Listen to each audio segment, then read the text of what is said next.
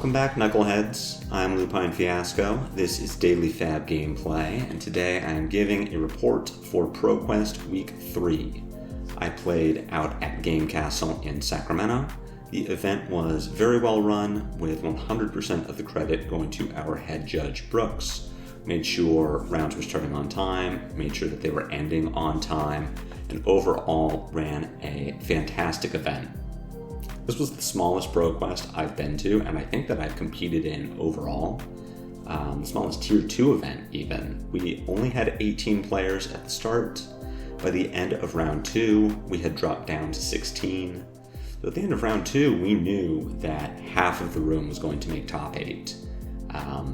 Based on tiebreakers, X2 was alive for top 8 at the end of round 2, which I've never seen before.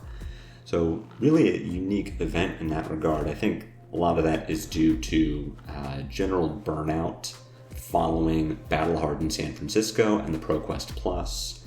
Just a lot of people who did not want to compete on a Sunday.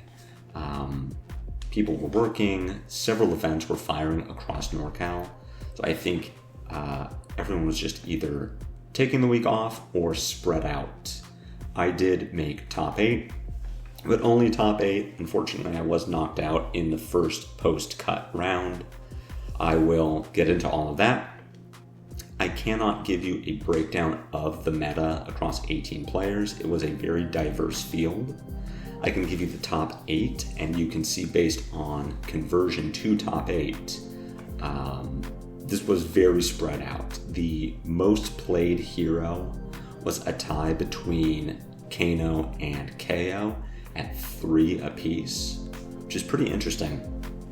We had 2 Azaleas in the top 8 with a 100% top 8 conversion, 2 Kayos with a 66% top 8 conversion, a single Bolton, a single Dory, and a single Katsu, all with 100% conversion to top 8, and Kayo bringing up the rear with a 33% top 8 conversion, but a 100% a 33% conversion to winning.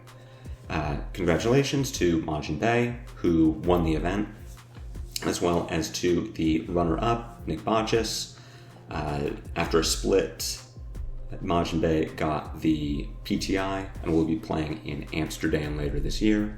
Nick on Azalea got the gold foil envelope and open and Achilles accelerator, which definitely one of the better hits. Congratulations to him. It was his first ever gold foil and quite a hit to get. The meta, as I said, very spread out. Very much a local scene. Some other NorCal players that don't usually play in the Sacramento area, but who made the trip down. So cool to see some out-of-towners, but for the most part, it was nice to have a chance for our locals to all compete at a higher level from Armory. I, of course, was on Kayo, playing the same list that I debuted in a deck tech last week. I think the list performed very well. As far as variance goes, I had a few clunky draws over the course of the event, either too many blues or not enough blues, but certainly not a repeat of week 1 with any unfortunate draw discard of a non-attack action when I needed a pulping or a wild ride to have guaranteed go again. I'll give you a breakdown of the matches I played against. I can talk about my impressions of each matchup. Starting with round 1, I played against a Prism and won this game. I lost the die roll. I did go second, and this was a very long, very grindy game.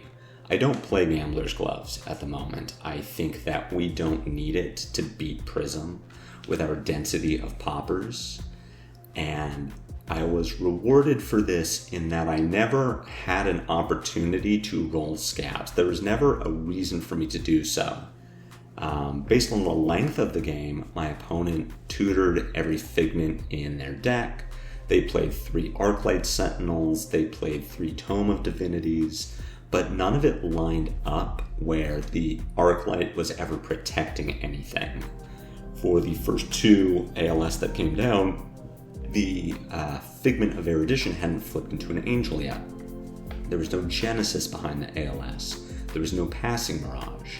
So while my opponent brought Gambler's Gloves, I never needed to roll because I never had a reason to really risk getting the 1. I could just take my single action, pitch to attack with Mandible Claw, discard a windup to make 2 might or might agility on the back end, and then ship the turn back to my opponent.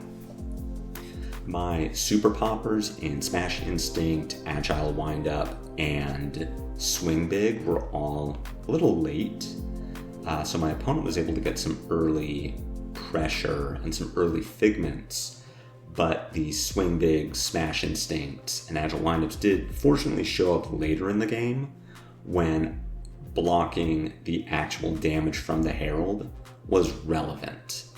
My opponent had a Merciful Retribution out for almost the entire game. The Merciful must have gotten 15 damage over the course of a lot of turns, but by the time I had my Super Poppers, I could handle taking 1 damage. I couldn't handle taking 7 from a red Herald of Triumph. So very patient play on my part. I would say through no fault of my own. Blood Rush Bellows were very late. I saw one fairly early with a board state that didn't really work for it, so the smarter play in my opinion was to just pitch it and find it again later. The other 2 Blood Rush Bellows must have been clumped on the bottom of my deck. I mean, these, I never saw them, ever. This game must have lasted at least 14 turns and they never showed up. So I did get the win. I felt very good about that game. I felt very justified in not bringing Gambler's Gloves. And that did put me into the 1-0 bracket, moving into round 2 against Dorinthea. This Dorinthea player is a local of mine I've played with a lot. He is very skilled. He got top 8 in the ProQuest this last weekend. He got top 4 in the ProQuest this ProQuest. So very skilled, very competent player, plays Hatchet Story. He's been on some of the more recent Hatchet Story tech, like Push Forward, before Josh Lau had even talked about it. So he is really on top of it. I won the die roll, I got to go first, and despite the skill of my opponent, I think he just low rolled. His D-reacts lined up very poorly with what I was trying to do. He would have a Sink Below in Arsenal, and I would play a Wild Ride. He wouldn't have the D-react in Arsenal, and I would play a Pulping. I played 2 Cast Bones over the course of the game. They both not only hit for 6 might plus agility, but also just had good cards in the top 6. Pack Hunt, Bear Fangs, Blood Rush Bellow, things that worked really well with having hit on a Cast Bones. My 2 Blood Rush Bellows were incredibly good. 3 Link Blood Rushes, I believe one of them did follow a Cast Bones, and my opponent just didn't have the D-reacts to sustain through those turns. Hold the Line did not line up well with the first Blood Rush, and on the second Blood Rush, my opponent took a greedy line by saving Hold the Line in Arsenal, expecting me to come in with a Pack Hunt or a Bear Fangs at the end of my chain, and instead it was a Command and Conquer. And he didn't have the cards left to defend this Hold the Line, so instead of having used it earlier in the turn to block a Claw, or the Pack Hunt that I had played first, he just took 3 damage and lost the Arsenal. I don't feel good about the matchup. I feel better about Dorinthea than I feel about Kassai, but Kayo generally is not favored into this matchup, and how I won is how I need to win, where I need my opponent to kind of not be able to put anything together, and me to be able to play into these big Cast Bones, Blood Rush turns. So I felt really good about the way that I navigated this game, and it put me 2-0 going into round 3 against Kayo. This is my teammate Austin's Kayo. We were on the exact same list. We built it together. He had done very well with it previously, taking down ProQuest week 1. He performed very well in San Francisco. And I have heard other players telling me that they are doing very well with this list. Watch my deck tech if you haven't already, because that is the list that we were both playing. I did lose this game. I won the die roll, I chose to go second, and it was the worst series of draws that I've ever had. I was able to block out turn 1 damage, filter my hand, and drew into a hand of 4 attacks with no go again. Had I kept a blue for my original hand, I would have been able to play a Blood Rush Bellow and maybe put some damage together, but this is a 4-card Blood Rush with no agility and no tunic, so very unlikely to be impactful. What I did instead is pitch a Blood Rush and a red to play a 6-power Send Packing. That Send Packing got covered by a card from hand and 2 pieces of armor, which gave my opponent 4 cards, and they proceeded to have 4 or 5 turns in a row of just 2 go again, claw, finisher, doing the Kayo thing, but I never found a way to recover from it. I was never able to put a hand together that could catch up. I maybe had a decent flesh bag, but it was way too late. My opponent just executed the Kayo plan a lot better than I could, and it all came down to those first hands that I drew just not being good enough. We talked about the game after. Austin and I played dozens of games in the mirror. The day before, we had played 4 games, each gone 2-2, and had the situation where whoever won the die roll won the game. So we agreed that this was just a low roll for me, but it did feel bad. It put me into 2-1, and in a situation where I need to win 3 games to advance to top 8, just put a little bit of fear in me, considering that 2-0 start, that, oh, if I lose my next 2 games, I'm just out. Or even if I win one of the next 2, if I win it at the wrong time, maybe I don't make the cut. That 2-1 record put me against a Kassai in round 4. Thankfully, I did get the win here, and that locked me for top 8. This is another situation where I think I drew very well and navigated the warrior matchup the way that Kayo needs to do it. It started with me winning the die roll and choosing to go first. I like going first against warrior, not because I feel like I'm really going to get tempo, but because I can do a little setup and I can stop my opponent from setting up. Warrior is very good at doing things on turn 1. If they play Grains of Blood Spill and they hit with a sword, they can make a Vigor. If they draw a Goblet of Blood Red Wine, they can make Vigor Agility. They can just put a card into Arsenal that helps with bigger turns, Dory having Blade Runner Hit and Run, Kassai having attack reactions. So I like going first here. I like being able to set up, and I was rewarded for it in this game because I had the turn 1 cast bonus.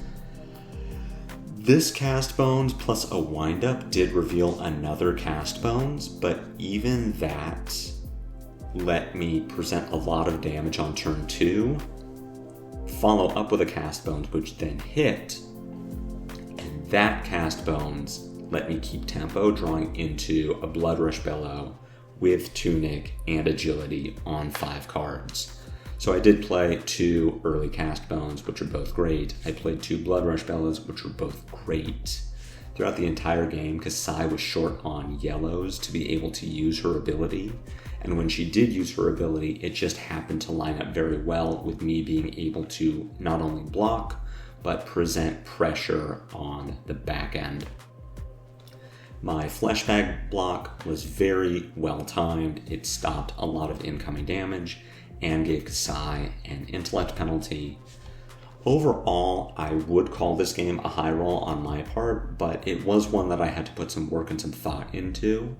It was not the high roll where Blood Rush is just drawing exactly what I need it to do, or Cast Bones just happens to show up when my opponent can't pressure me. I felt like my deck gave me the tools that I could then use to put a very commanding board presence together.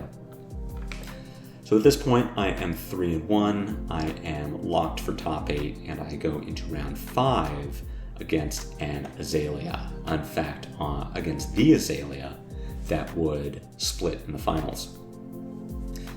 This was a loss for me. I won the die roll and chose to go first, which I, again, believe is correct. I believe that we want to take the opportunity to stop Azalea from doing things on her turn 1. We don't want to get hit by a dominate arrow. We don't want to let her set up an arsenal on the first turn of the game.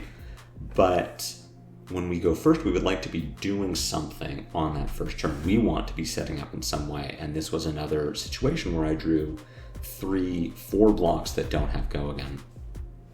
I think I made a mistake in attacking with a command and conquer and letting my opponent filter. They blocked with 2 arrows. And I really, in hindsight, would have liked them to have a hand of 3 arrows and a buff. Maybe they just can't do very much on their turn. They can't present that much damage. But I did give my opponent the chance to filter here. And worse than that, I just couldn't set up might, couldn't set up agility.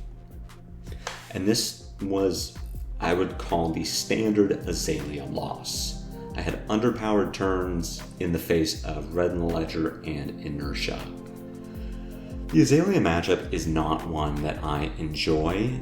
I think it is 50-50. I think it is pretty much a coin flip as far as does Azalea draw disruption, and when they don't draw disruption, are we able to take advantage of that? But I really hate this matchup because Azalea holds all of the power.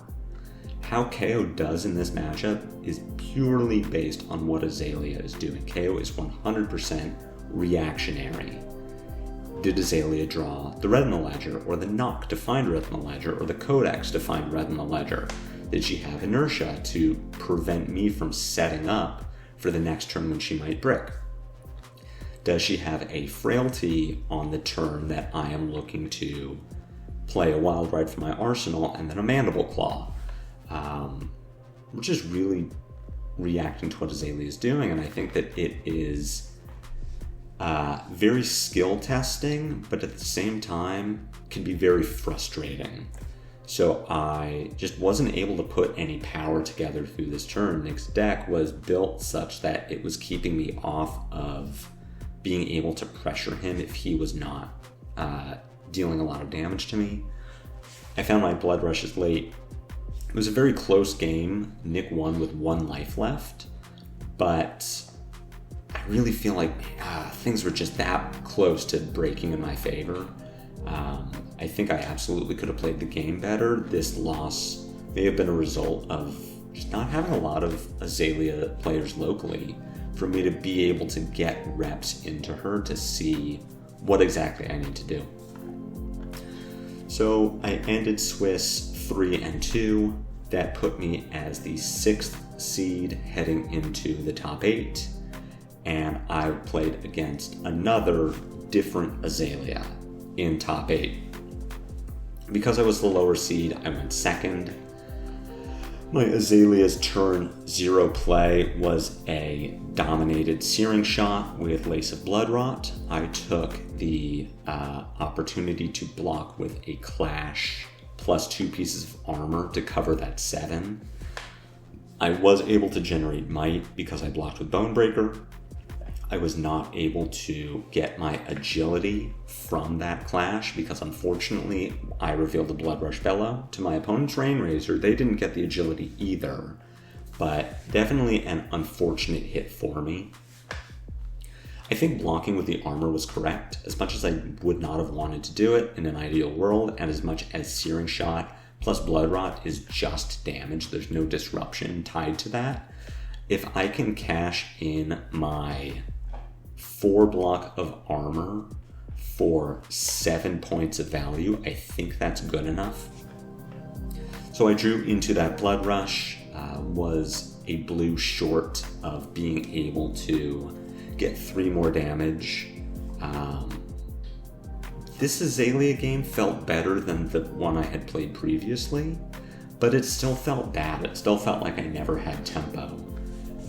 Azalea's Inertia lined up very well with my windups, and I was never caught by the Inertia. I could always get rid of my hand before Inertia would trigger, but Red in the Ledger lined up with my agility, so I could never capitalize on having go again.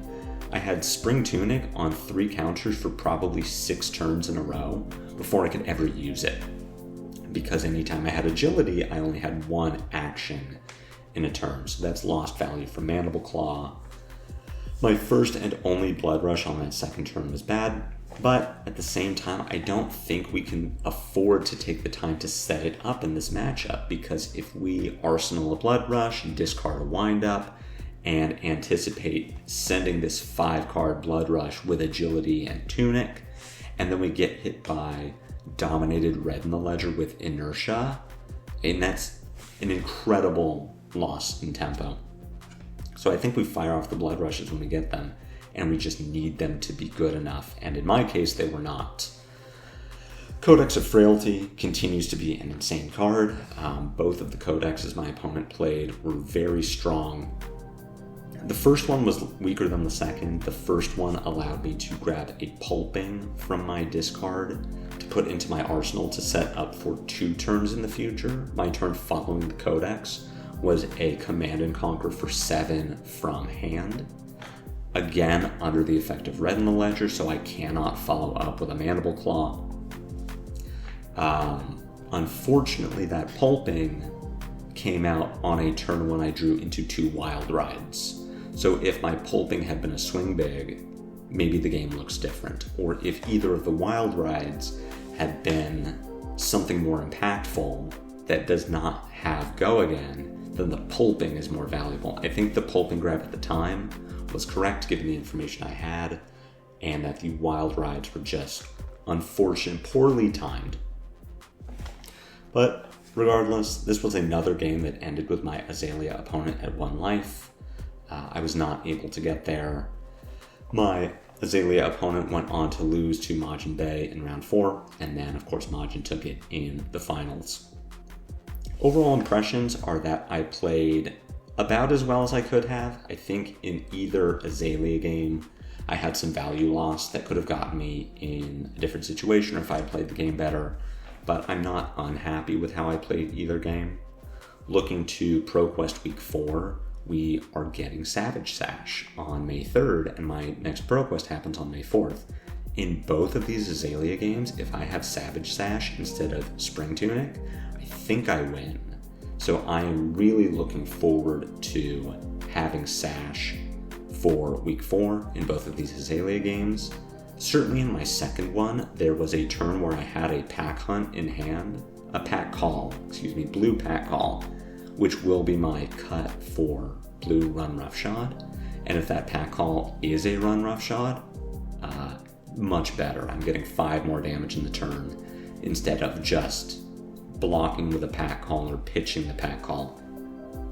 So really looking forward to Week 4, looking forward to hopefully taking that gold foil, walking away with that shiny cardboard. But overall, I think Week 3 was successful. I did get top 8. I did get my foil Kayo, so taking the spot of my non-foil. Anytime I can walk away with shiny cardboard, I do have to count that as a win.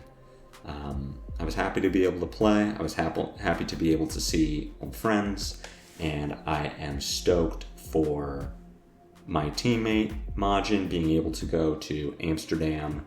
I'm stoked for myself and for Austin making it 2 top 8. We had 3 Team Metal Fab Token jerseys in that top 8. And congratulations to Nick for getting his first gold foil and for it being a really, really good one. No talismanic lens at this event. So that's it for the report. I hope you enjoyed it. I hope your ProQuest Week 3 went well. I know from a few messages I saw on Discord and a few posts in public Discords that many of you did well with Kayo, many of you did well with my Kayo list, and Battle-Hardened Valencia was strongly influenced by what I had put up. So glad to know that KOs are doing well, glad to know that my viewers are doing well. I'm hoping to join you next week. I will tell you all about it after it happens. Until then, catch me back here tomorrow with more of your regular gameplay reviews. And until then, take care.